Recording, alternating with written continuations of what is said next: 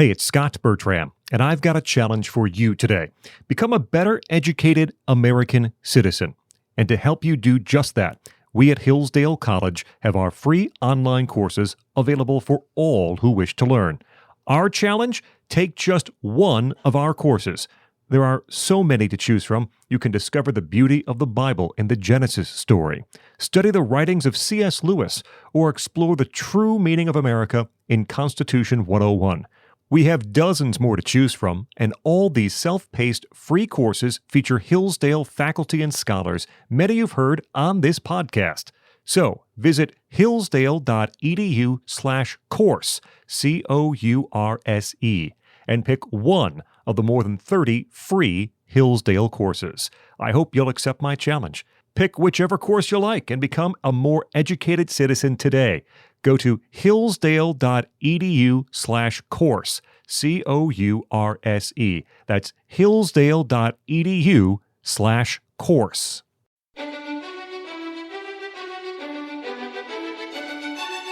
Welcome to the Hillsdale College K-12 Classical Education Podcast, bringing you insight into classical education and its unique emphasis on human virtue and moral character, responsible citizenship, content-rich curricula, and teacher-led classrooms. Now your host, Scot Bertram.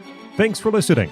The Hillsdale College K-12 Classical Education Podcast is part of the Hillsdale College Podcast Network. More episodes at podcast.hillsdale.edu or wherever you find your audio. You also can find more information on topics and ideas discussed on this show at our website, k12.hillsdale.edu. We're joined today by Sonja Bindus. She is a classical pedagogy trainer in the teacher support team for Hillsdale College K-12 Education. Sonja, thanks so much for joining us. Thank you, Scott. It's a pleasure being here. As we start, please, if you would, tell us a little bit about yourself and how you became involved with Hillsdale K-12. Oh, great. I actually began working for Hillsdale College in 2000. I was a Hillsdale College grad. I was teaching locally in Hillsdale, and one of my mentors from Hillsdale College when I was a student, Kathy Connor, she had reached out to me and said that there was going to be a position opening at Mary Randall Preschool, which is the lab school on campus, preschool lab, and asked if I'd be interested in interviewing for that. And I jumped at the chance to do so because of the tradition there and the ability to work, come back to Hillsdale College, work for my alma mater, and be involved in such a great place. And working with college students was also something I was very interested in doing. It's kind of a unique situation at Mary Randall. When you're a head teacher there, you get to teach 3-year-olds to 5-year-olds, as well as 18-year-olds to 22-year-olds. So that was appealing to me. So came back to Mary Randall and stayed there for the past 22 years until my husband and I became empty nesters and decided that we were going to relocate. And that would mean I couldn't be at Mary Randall anymore. Mm-hmm. But had conversation with Katie O'Toole and found a little niche here in the K-12 office where perhaps I can be of use to the office and assist in their endeavors throughout the K-12 network. So Mary Randall Preschool here on Hillsdale College's campus, you're dealing with a lot of youngsters who walk through those doors over the years. And for some parents, it's the first time that they're sending someone out into a school. And no matter what, it's the first time for that individual student, likely that they are going to be outside the home in an educational environment. How do you create an environment and build that trust with parents that that's the right place for a student? Right. Well, you brought up the key term is trust. That initial exposure to school or outside of the home, it can be traumatic for parents and child alike, right? It's the first time maybe a parent's had to allow their child to be in the care of others. And for the child, maybe it's the first time that someone other than a family member is going to be caring for them for a few hours of the day. Mary Randall is a half-day program, which is a nice little ease into that transition, I think, for both parents and child. But creating that trust is really at the cornerstone of success for both. It's understanding the parents' needs as well as the child's needs. Some parents have greater needs than others, if you will, that it's a little more frightening for them, or maybe they're not sure their role, what that's going to look like throughout, their child's preschool years. So helping them navigate through that really is kind of our first step in creating that trust and bond with the parent. Sometimes with the child, it's actually a little bit easier, ironically enough. The child becomes pretty preoccupied once the parent walks out that door. We usually would tell parents, honestly, this is harder on you than your child. They get distracted and playing with their peers and discovering new things. And I've made many a phone call to parents, 2 minutes after they left and said, your child already started crying. How are you doing? So, and usually they were still crying. So, just trying to help them along and let them know that, that we were going to communicate with them and keep them involved in their child's education. I think that also is one of the elements of building trust with parents. So what is so important about what students learn at a young age? Why should we be focused on this particular age of early childhood education, even as we get to kindergarten, first, second grade? Sure. Well, I think one of the things that I really appreciate about preschoolers, when I'm talking children 3 to 5 years of age here, they are naturally curious, right?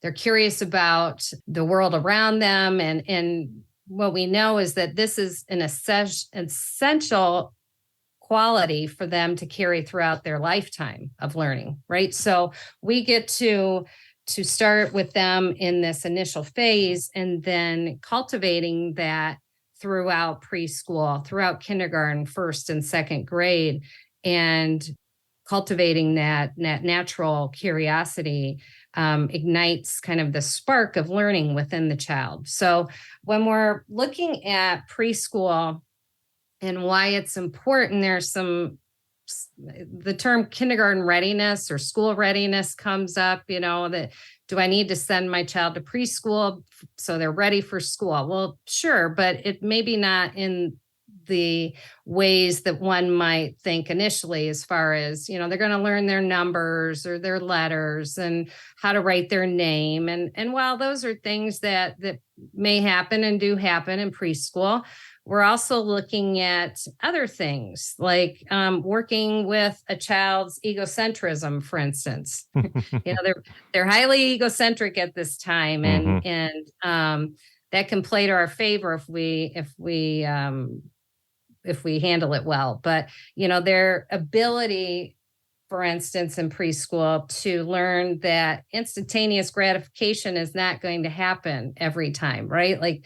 And how that plays a role in their learning, that there's times for listening and conversation, and how do they handle their peers in conflict resolution, things like that, seeing outside of oneself, preparing them to see themselves as a learner in the classroom community and the importance of their responsibility in that classroom community, taking care of their own materials, cleaning up after oneself, taking care of their backpacks and their coats, and being able to have this understanding and this set of skills, if you will definitely help them in their later years, especially going into that kindergarten classroom. But we also want to look at things like this, back to the learning community.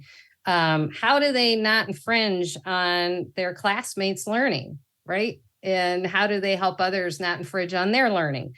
So joining in that conversation of learning with them is really powerful, and I think can really have a great impact on that school readiness. We already talked about kind of that first step of being away from a parent. So learning how to take direction from another adult and kind of, learning those boundaries are also important for preschoolers to learn.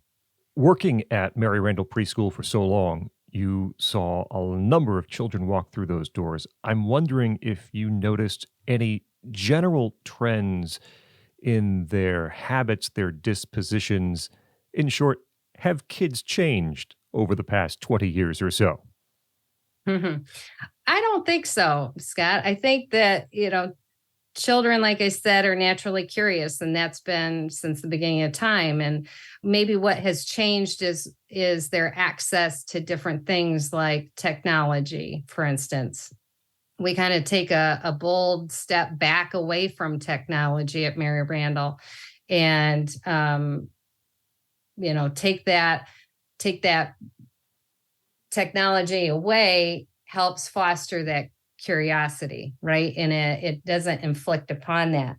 I would say that one other area, perhaps the children, one focus that we have with the students at Mary Randall is taking risk taking. And I think as parents, we're very cautious about keeping our children safe. And those are very important things to do. But we also understand the importance of climbing on a climber at the preschool. And that's risky for preschoolers. And why does that equate, to educational successes? Well, you have to be a risk taker, right? In learning that things are going to be difficult and hard, but they can be overcome. So I'd say maybe those two areas might be areas that have changed slightly, but I think all in all, that curiosity and wonder of preschoolers is not changed over time.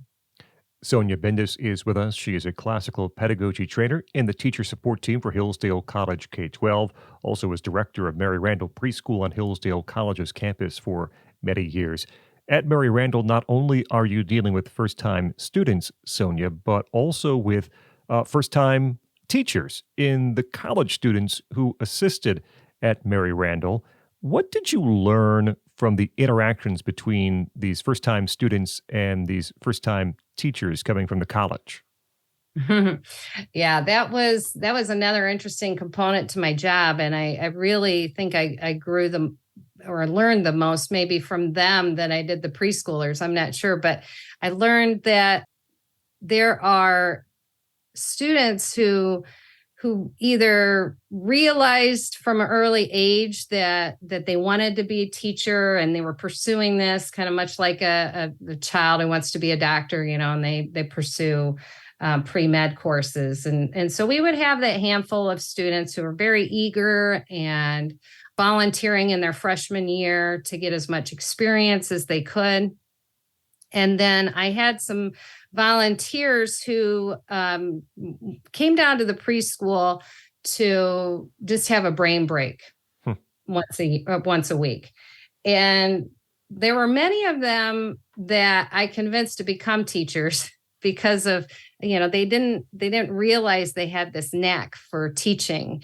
And they thought that teaching was something that they weren't capable of doing. And through their experiences at Mary Randall in working with children, they quickly found out that this was something that they were called to do. And so that was really powerful experiences to be a part of, and watching them grow and develop as adults and really take on the mission of education in their own personal lives.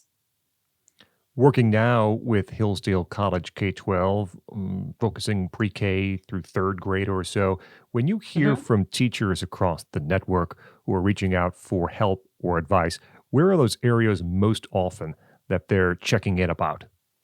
Well, they're checking in. I would say literacy is a big element. We have a robust literacy program.